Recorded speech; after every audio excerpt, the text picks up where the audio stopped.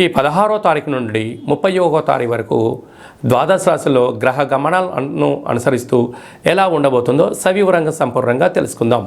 సింహరాశి వారు ఈ కాలభైరవ జయంతి సందర్భంగా ఎలాంటి విధి విధానాలు పాటించాలో ఈ వీడియోలో సవివరంగా సంపూర్ణంగా తెలుసుకుందాం. సింహరాశిలో ఏ నక్షత్రాలు వస్తాయనగా మఖా నక్షత్రంలోని 4 పాదాలు, పుబ్బా నక్షత్రంలో 4 పాదాలు, ఉత్తరా నక్షత్రంలోని 1 పాదం కలిపితే సింహరాశి అవ్వడం జరుగుతుంది. చాలామందికి పుట్టినటువంటి కాల సమయంలో డేట్ ఆఫ్ బర్త్లో లేనటువంటి ఏకైక కారణం చేత పేరు యొక్క మొదటి అక్షరాన్ని అనుసరిస్తూ ఆ రాశిని తెలుసుకునే ప్రయత్నం అవుతుంది. అవి ఏ అక్షరం ఒకసారి పరిశీలన చేద్దాం. మా, మీ, ము, మే, మో, టా, టీ, టు, టే అక్షరాల వదనం సింహరాశి జాతకులే. సింహరాశి యొక్క అధిపతి రవి.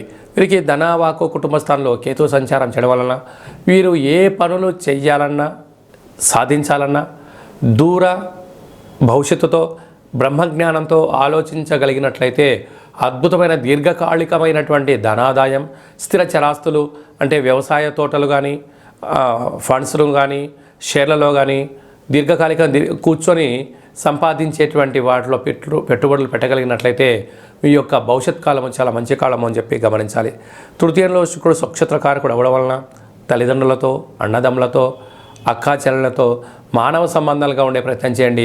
ఆర్థిక సంబంధాలుగా మార్చగలిగినట్లయితే వారు వాహనాలు, బంగారు ఆభరణాలు ఇచ్చిపుచ్చుకునే వ్యవహారంలో స్వల్పమైనటువంటి బహుమతుల కన్నా ఖర్చులు పెరిగే పరిస్థితి చాలా అధికంగా ఉంటుంది గమనించాలి. అర్ధాష్టమ కుజుడు మీ జన్మ నక్షత్రం రోజున అష్టమి, పూర్ణిమ తిథుల యందున ముఖ్యమైనటువంటి పనులు వాయిదా వేసుకోవడం ఉత్తమోత్తమం.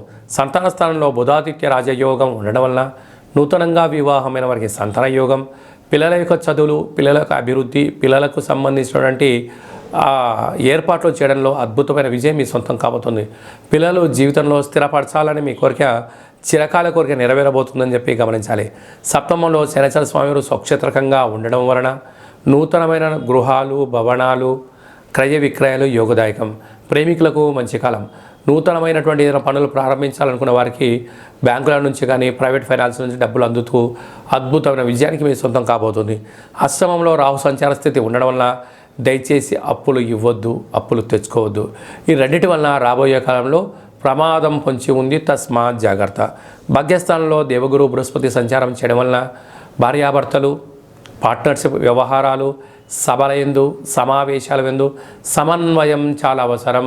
చిన్న చిన్న విషయాలకు తగాదాకు దూరంగా ఉంటూ మౌనంగా ఉంటూ అర్థం చేసుకొని మాట్లాడగలిగినట్లయితే మీకు అద్భుతమైన రాజగౌరవం మీ సొంతం కాబోతుంది.